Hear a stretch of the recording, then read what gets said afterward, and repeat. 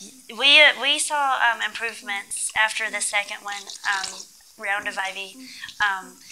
The first improvement that we noticed was his overall temperament. Before he was just very cranky and he would cry a lot. He never babbled. He never really played with his toys. And that was the first thing that we noticed was he would lay on the floor and kind of reach for his toys. And then probably after the third one was when we really started seeing the difference in his light perception, because before he did not have light perception. He would shield his eyes from the sun. In his left eye, he had very, very, very small light perception. And, I mean, you could hold a flashlight up to his left eye, and his pupil would never change. He didn't react to it. And in his right eye, it was just completely nothing. He basically lived in the dark. But when we were over there, he started seeing light. And to this day, we're not exactly sure how much he's seeing because he doesn't fully talk yet. But he's definitely seeing more than he was. We know that. He improved. He steadily improved. I thought that maybe after about a month or two, he would stop. You know, he would just stay where he was. And that would be fine because he gained so many things. But over the past 15 months, he's just steadily progressed and has become more of a typical little boy rather than before he was a baby. Yeah, he's much more aware of his surroundings and his in the house, and he's much more curious as to different things that we perceive as normal in our house. Like say the dishwasher. When the dishwasher kicks on, he'll crawl over to the dishwasher, put his hand up, put his head up against it. You know, he's much more curious. Air-conditioned vents. As soon as the air conditioning comes on, he tries to find it. Tries to find the air-conditioned vents. I mean, these are all things he just. I mean, there's no way he was going to crawl through it before. I mean, he just wasn't even curious about it. But he's so much more curious about things that are going on in his little environment now that he just never was interested in before. And his pediatrician, when we got back, we saw his pediatrician that had seen him since he was born. The doctor said when he first saw Connor, about 3 days after we had been back, he said he looked at Connor and he's like, he woke up. And that's really it, because before it was like he was just in this fog, just asleep, and he woke up. He was curious with things. He started giving hugs and making kissing sounds, and before he just didn't do any of that. Like I said, any result is a huge accomplishment. Huge accomplishment. I mean, like I said, Connor went from eating liquid diet to eating whatever we eat now. I mean, that's in a matter of months, and that's truly was the miracle of these stem cells, because in June of 2008, Connor was acting like a 3-month-old baby. He cried all the time. He never babbled. He never moved. He would roll, but not often. He never interacted with other people. He just didn't do any of that. And then we come home in August, and people look at him like, oh my God, he's a different kid. Right. And he was. I mean, we just we were only over there 3 weeks. 3.5 weeks. That's all we were over there. And all of it happened, you know, right in that time. So something has to be working, you know. Whatever's working, it was worth. It's worth going. Worth us going up to China for. I mean, every parent does, and I believe it. You go to the ends of the earth for your kids. I mean, there's nothing that you won't do for them, and this just happens to be one of those things. You just have to, as a parent with a child with special needs, it's one of those things that you have to make the personal choice. You know. So we're glad we went. It was wonderful, amazing.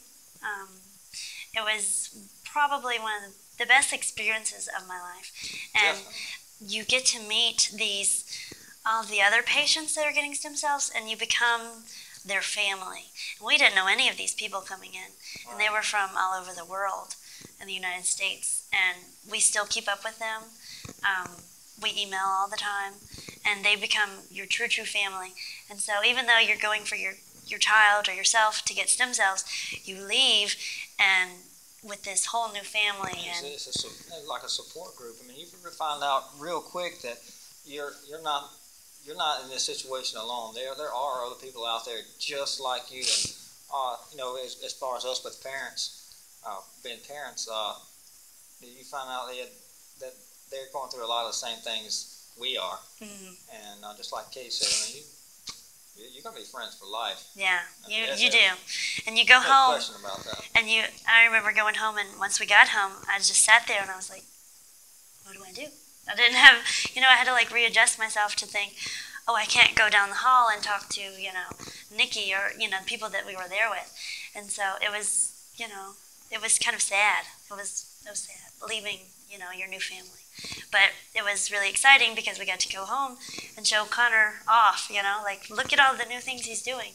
So overall, our China experience was nothing wonderful. Short of a miracle. Yeah, it was. I mean, that's the only way you can explain it. It was Nothing a miracle. short of that is a miracle, and just a great and wonderful learning experience. It was. So, I think ultimately we would love to. Don't you think we would love to do that? We'd love to. But right now, I just want to see how far he can go with what he has, and then maybe in a year or two, or maybe go back. I mean, it's definitely an option. We're not ruling it out by any means. So I don't know.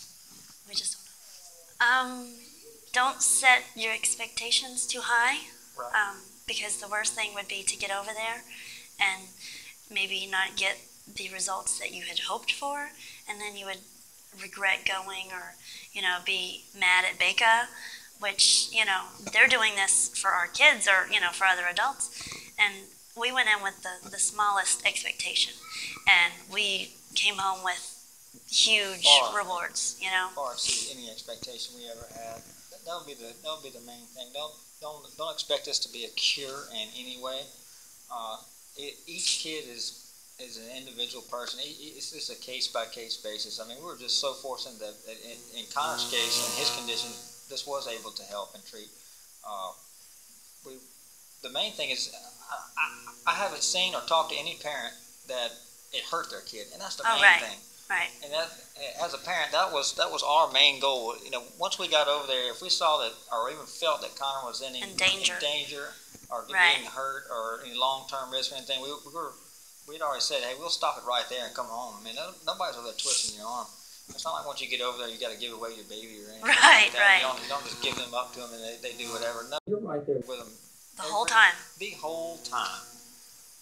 So that's one of the main things. Yeah, and I guess don't listen too much to what people around here say, because we got quite a bit of negative feedback from a few of his doctors, and it kind of made me think maybe we shouldn't go.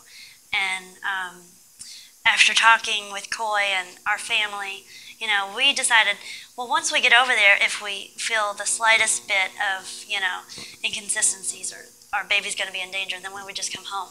If you think this is, an option for you and you can raise the funds, I would suggest doing it and, go. Right. At least try. Any of us. Yeah. I don't know of any parent that's been over there that would reject anybody's phone call. Right. I mean, everybody. We've talked to several people. Because one thing, as a parent, from one parent to another, I wouldn't tell somebody to do something that would in any way potentially hurt their kid. Mm-hmm. And coming from a parent, and whether you talk to a doctor, and I know that each doctor is going to be different. You're going to get a different answer between all of them. But a parent's going to shoot you a straight answer and look you in the eye and tell you, look, this is what my kid did, and this is the results. I can't tell you what your kid will do, but I can tell you it didn't hurt my kid, and I don't feel that I wouldn't tell you something that would hurt your kid in any way. Right. So just try, and if you think you can, fundraise and have the time to go, go. Yeah. Definitely. Just get on the website, stemcellschina.com, and you'll see a list of pages blogs of kids that's you'll be reading for a long time. And majority of the parents put their phone number on it. Call them.